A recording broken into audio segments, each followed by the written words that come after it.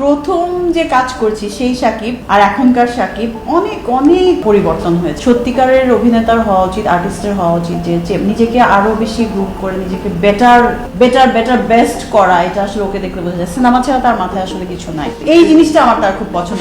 বাকি সবাই যাই বলুক না, যত যাই আছে সব কিছু বাদ দিয়ে সে সিনেমাটাকে সবসময় ফোকাস করে। এই তুমি তো আগের মতোই আছো, আরো সুন্দর হয়ে গেছে। আমিও বলছি তুমিও তো অনেক ফিট হয়ে গেছো, সুন্দর হয়ে গেছে। প্রিয়তমা মনে হচ্ছে যে ওইটাতে আমি হতে পারতাম না। আসলে আমি শুট করছিলাম, তসনুদের শুট করছিলাম, ও সোলজারের শুট করছিল। ওর মধ্যে মেকআপ আর্টিস্ট বললো যে ভাইয়া বললো শুট করছিলাম, হ্যাঁ আমি ফ্রি টাইমে দেখা করছি। পরে দেখা হলো, অনেকদিন পর কথা হলো, অনেক খাবার দাবারের আলাপ হলো। ও তো খুব ফুডি, আমিও ফুড খুব পছন্দ করি। ফুড নিয়ে কথা হলো, কাজ নিয়ে কথা হলো, যে নতুন কিছু প্ল্যান করা উচিত, এইসবই তো দেখে ভালো লাগলো। এবং প্রথম যে কাজ করছি সেই সাকিব আর এখনকার সাকিব অনেক অনেক পরিবর্তন হয়েছে। আসলে পরিবর্তনটা হওয়া দরকার ভালোর জন্য।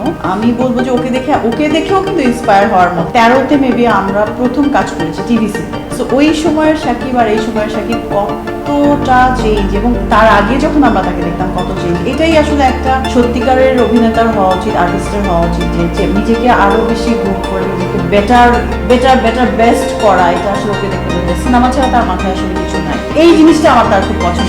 বাকি সবাই যাই বলুক না, যত যাই আছে সব কিছু বাদ দিয়ে সে সিনেমাটাকে সবসময় ফোকাস করে। ওইটা আমার খুব ভালো লাগে। আমি সবসময় বলি যে ওর সাথে কাজ করতে গেলে সাথে কিন্তু খুব ফানি একটা মানুষ। কাজের সময় স্ক্রিনে আমার খুব মানে কাজ করতে দেখা যায় যে আমাদের জুটিটা সবাই খুব পছন্দ করেছিল। তো আমি তো নতুন ছিলাম তখন, বাট উনি আসলে ওরকম ফিলই করেন যে আমি নতুন কাজ করছি, যে আমি নতুন ছিলাম। তো ওই দিন দেখলো এই তুমি তো আগের মধ্যে আছো, আরো সুন্দর হয়ে গেছে। আমিও বলছি তুমিও তো অনেক ফিট হয়ে গেছো, সুন্দর হয়ে গেছে। তো এইভাবে কনভারসেশনটা স্টার্ট হয়েছে। প্রিয়তমা খুব সুন্দর ছিল। প্রিয়তমা মনে হচ্ছে যে ওইটাতে আমি হতে পারতাম।